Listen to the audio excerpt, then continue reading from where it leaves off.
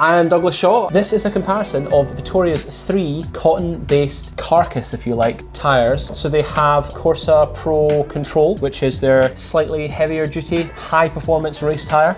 They have the CORSA Pro, just Pro, correct, which is their all-round race, supple, fast-rolling road tyre. And then we have the CORSA Pro Speed, which is no-holds-barred, currently fastest rolling tyre on the market right now. So let's have a little chat about all 3 tyres, the main differences in between them. I mean, fundamentally, straight away, CORSA Pro Speed, think road race if you're willing to puncture, potentially. Time trials, at 10 mile time trial if you're looking for like fast time.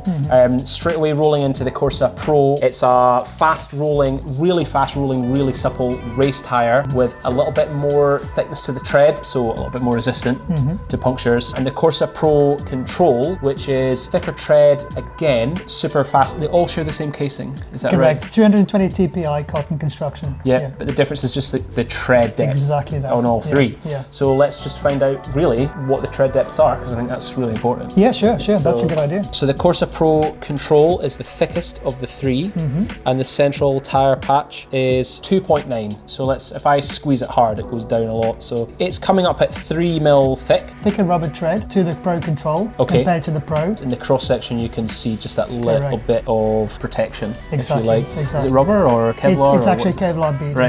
Yeah, Okay. Yeah. And then this is the CORSA Pro. Correct. The tread thickness in the central part, we've got 2.7, 2.6. It's a considerable percentage. Yeah. My mental maths isn't that well, but it is half a mil thinner. There you go. Slightly thinner. And then we've got the absolute no holds barred CORSA Pro. So let's 0 again. CORSA Pro Speed. This is the old CORSA Speed, but it's effectively a very similar tread thickness to the current CORSA Pro Speed. 2. So we're losing half a mil per tyre, really, in terms of thickness. So yeah, CORSA Pro Speed, approximately 2 mil thick. CORSA Pro is 2.5 mil, and then all the way up to the Pro Control, which is the thickest tyre.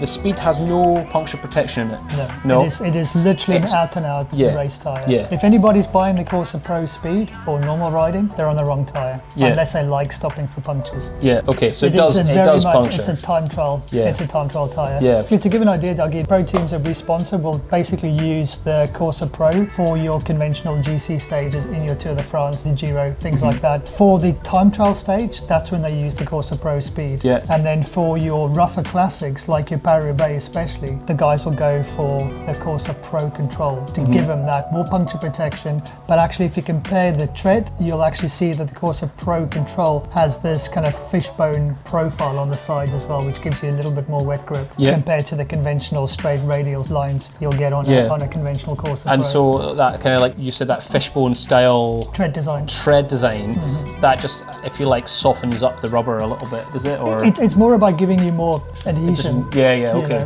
And I guess before we get too much into the technical compounds, one thing that we should say that is common across all 3 with them being cotton is you have to be careful with the sealant. Exactly that, So for that reason, we make a universal tubeless tyre sealant, which is 100% latex and ammonia free. And we can guarantee that that works with our cotton casings. A cotton casing is always going to be more fragile compared to nylon construction. So for that reason, you do want to be sure that you're using a tubeless sealant that is latex and therefore ammonia free. And so the ammonia is really the corrosive element that we have to watch out for. Exactly. Even just from experience, it's worth being careful with the Vittoria cotton-based tyres without the correct sealant. So you just want to make sure that the sealant is ammonia free, really, is the main thing. And so then by default it has to be latex free, because ammonia keeps the latex from going solidifying. Exactly that. Obviously, we do feel that our universal tubeless tyre sealant has got other properties that are worth considering, like the particles that are inside. They basically suspended inside the liquid. They will find a hole and will plug up to a 5 mil hole on a road tyre and up to a 7 mil hole on a mountain bike tyre. But like I say, the biggest takeaway is really just the fact that it's going to be 100% safe to use on a cotton tyre.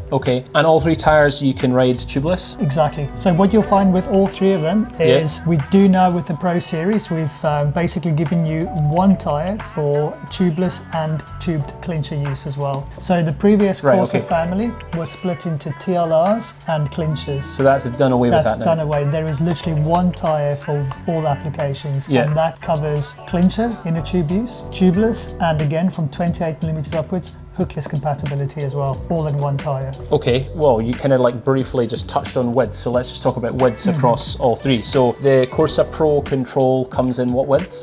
26 up to 32 mil. Okay. And that's the same with the Corsa Pro. Yeah. Where the Corsa Pro Speed, obviously being more of an out-and-out race tyre, that is limited. I think it's 24, 26 and 28 only at the moment. Okay, 24. Yeah. Wow. Yeah. Aero. Yeah. Just to stress again, the hookless compatibility is 28 mil upwards only in all three of those. Yeah, okay, so the hookless is only, so on the Corsa Pro Speed, hookless is really only on the 28. Correct. And up. That's the standard out there for hookless now as well. Yeah. It's always going to be compatible, and we will make that very clear on the packaging and even on the tyre itself. Yeah. So again, if you look at something like the Corsa Pro Speed there, this one is a 28, and for that reason it actually has 3 max pressures listed, one for inner tube which can go up to 115 psi, one for normal tubeless wheel which is up to 95, and then the industry standard for hookless, no more than 72 psi on the 28. Briefly touching on the widths again, so the 28, I guess a question, if you have a slightly narrower rim and the 28 tyre is going on that, can you set that up hookless? You have to be careful. Really. What we tend to find Difficult with hookless rims is sorry. they tend to be wider anyway by the definition. I'm not aware of many hookless rims being less than, say, a 22 or 23 internal rim width. Yeah, okay. I mean, there are a lot of similarities between all three tyres, which is the kind of the thing, we're like picking differences. Yeah. I'm curious about, is it the same compound of rubber on each tyre? Exactly that, and all three of them will have graphene and silica inside the rubber mix. And again, you know, we've been using graphene for more than a decade. It gives us faster rolling speed in a road tyre, it gives us more durability, and then where the silica comes into it is it gives us more grip. Okay. So for that reason, even on something like a Corsa Pro Speed, where of course it's out and out speed, you still need wet grip if you are riding on a time trial where there are going to be wet corners. Yeah. So again, Think Jan Ulrich. Roundabout. Exactly. 2003 tour? I'm pretty sure it was, yeah. And obviously what Or helps... was it 2004? I can't remember now, but there was Sure, one it was one. It was in big trouble. Yeah. No, it does happen, yeah. Unfortunately, a lot of those time trial,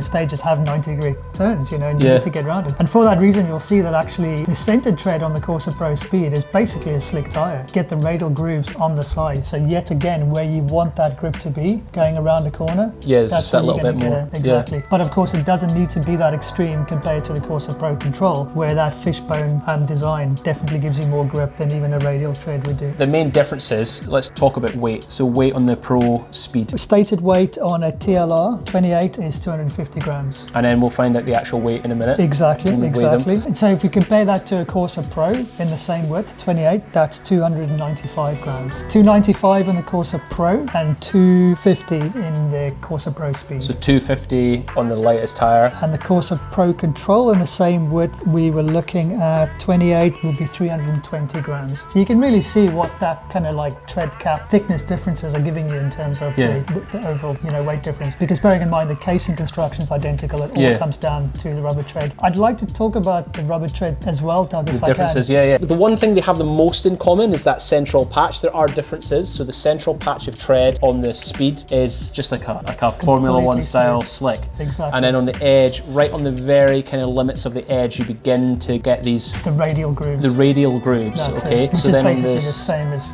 Yeah. across the whole Corsa Pro. Yeah, and on the Corsa Pro, you've got narrow central patch with more and more radial tread, if you like. Correct. And then on the Corsa Pro Control, well, you've got radial tread almost instantly. Yes. Yeah, and so that gives you more grip in the wet, would you say? Exactly. So that. yeah. So they've not done away with wet grip in that Speed, but it's going to be less than the Control. It's all about compromise again. Yeah. You know, if you had to basically put it on a scale of what's more important, rolling speed, durability or wet grip, you can imagine those three elements will be quite different from model to model. Yeah. This one's all about speed first, you know, with wet grip and durability being second or third to that. So really the thing is, I'm not taking anything away here, but the differences really are quite simple. There's basically 0.5 mil more rubber in each tyre as we go up from the Speed to the Control, and you get a little bit more radial tread per tyre, and that kind of basically comes out with you go up a little bit in weight each time. Exactly. But it's the same compounds. I think that using the Corsa Pro Speed as a starting point, I do expect that to be a slightly higher durometer of rubber compared to the CORSA Pro Control because it is a different application. Yeah, okay. So there potentially is some top secret differences in compound. They definitely will be a slight difference in that. And it's because that would be more optimized for rolling speed. Where the Pro Control needs to have a good compromise between rolling speed but also wet grip. But like I say, what really helps there is the fact that it's functionalized with the graphene we use and then also improved with the silicon that we also now use in the rubber. The two things that might trip you up as a rider, on the Speed there is absolutely zero puncture consideration. Correct. But then on the Pro and the Control, there is that little bit of Kevlar protection in the central patch. Exactly. In all three tires, unfortunately, with the cotton sidewall being so supple, you open yourself up to more risk with sidewall gashes. Versus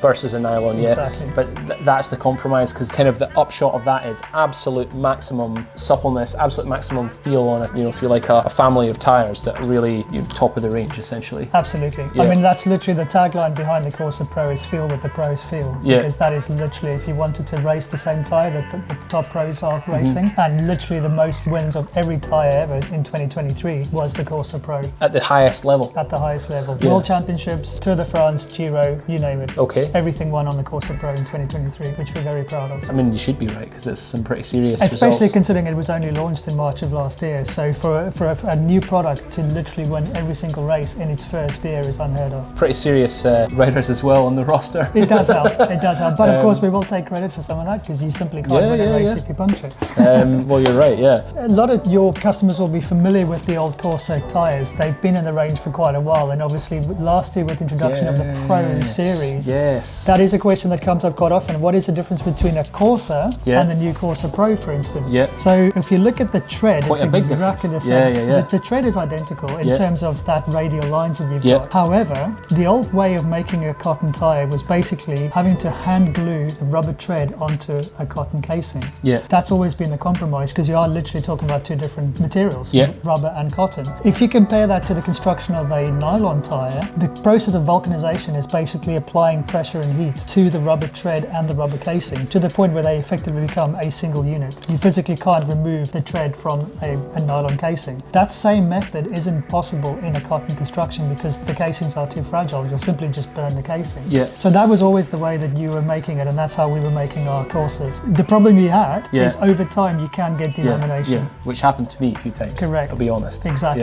And to be honest, if you compare our CORSA Pro family to the equivalent other cotton tyres on the marketplace, they are still made in that old method of gluing a rubber tread onto a cotton construction. However, with the new Pro family, we've got a new process that we call electric vulcanization, which effectively makes that rubber tread completely seamless into the cotton casing. So even though you've got a tyre that is two different types of rubber, effectively what you've done is you've made a very fragile tyre a lot more durable in its construction process. Absolutely. And you're not losing the benefits of that supple sidewall, but you kind of lose some of the durability issues essentially associated. What's interesting is the new electric vulcanization process on the CORSA Pro actually makes that casing even more supple. So if you compare the old because it's a hard edge, isn't it? Correct. If you feel that now, you can see it's completely one piece, and it also makes it more aerodynamic because you don't get any air, dirty air, effectively getting onto that firmer edge. It's a completely seamless construction from the tread right into the casing.